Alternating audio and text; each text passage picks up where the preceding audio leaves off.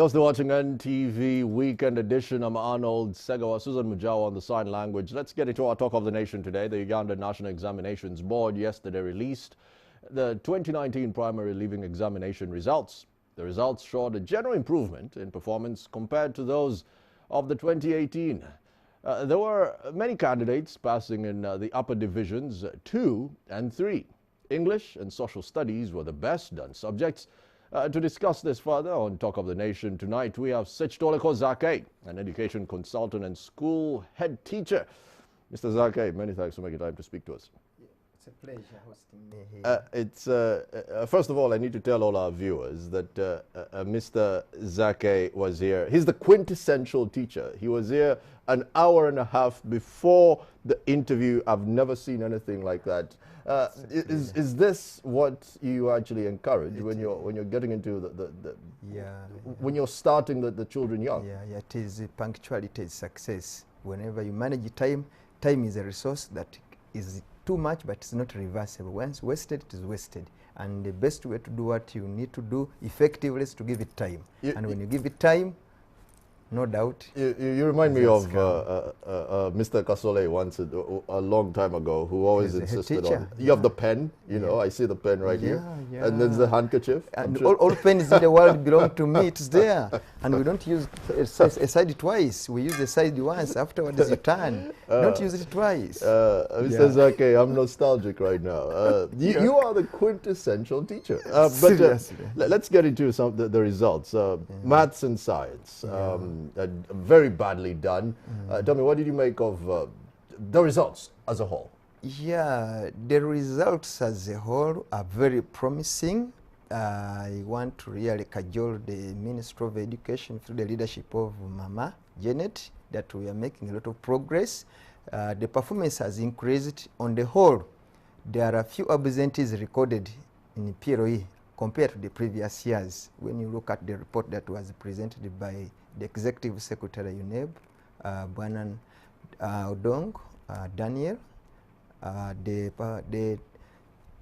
the attendance has increased, and few absentees, meaning that the society and the community is appreciating the role of education in economic development. But is that a good metric? Because on one hand, if you're telling me you want to commend the Ministry of Education, yet if we're to look at the metrics of the best performing schools, there's hardly any government schools.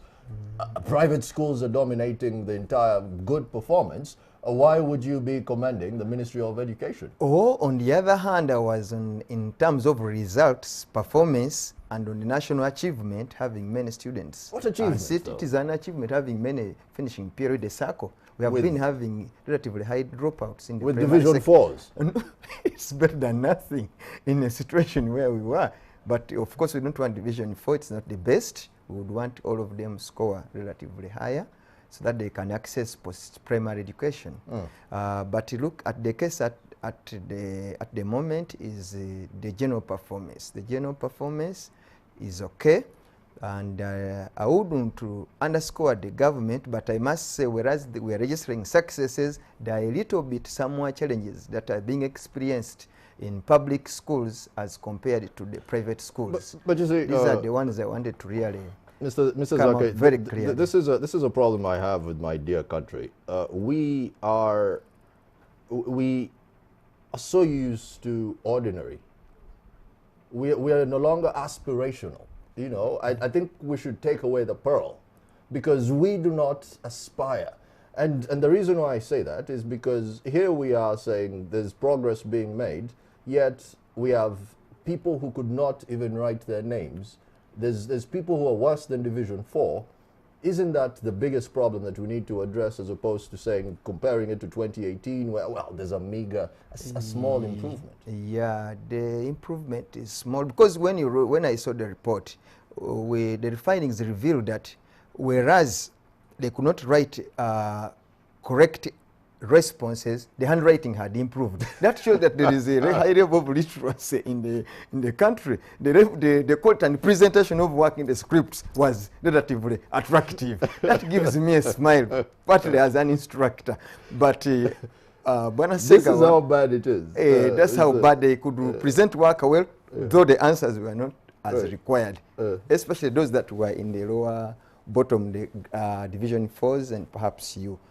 Slightly there is some progress, but we still have a bit of challenges. There are gaps in between the private schools and then the public schools. Of course, we cannot underscore supervision. Okay, let me get my devil's advocate cap off and move on to some more pressing matters. Comparing the maths and the science on one end to the English and SST on the other. English, SST are looking quite good, improvement there. Math and science hardly, well, being performed quite terribly. What does this say about where the system stands and, more importantly, the teachers like you?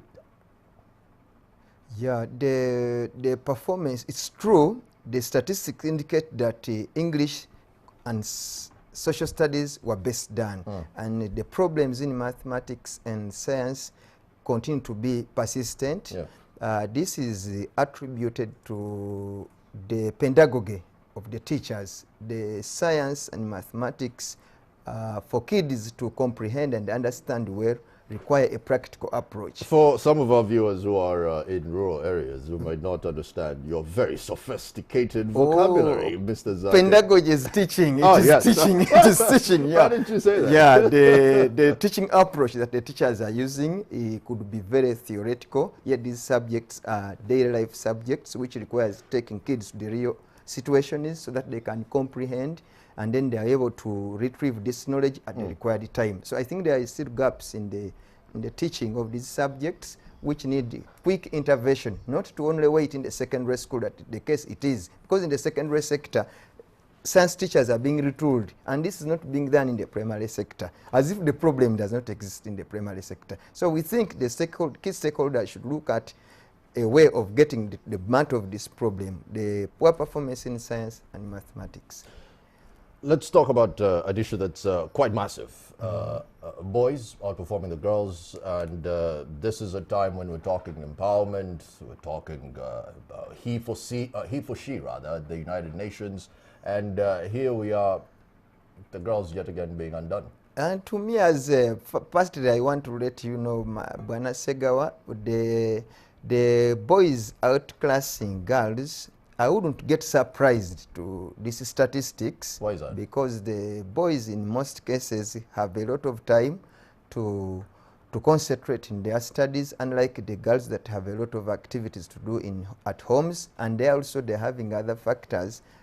When you look at the psychological aspects of it, you find that the girls mature more quicker than the boys, and they are interfered psychologically. This could be partly a factor that could have affected perhaps some of them not to compete very well with the boys. But it's not a surprising statistics. I think the boys this time got an opportunity, but still girls have been doing quite well the previous years. I think it is kind of a chance for the boys this year. Mr. Zake, with your dashing suit, your exceptional vocabulary, I'm thinking you are the next Minister of Education. What would you do to bring UPE schools, if you are the Minister of Education, what would you do to bring UPE schools into the top 10 in the next 5 years?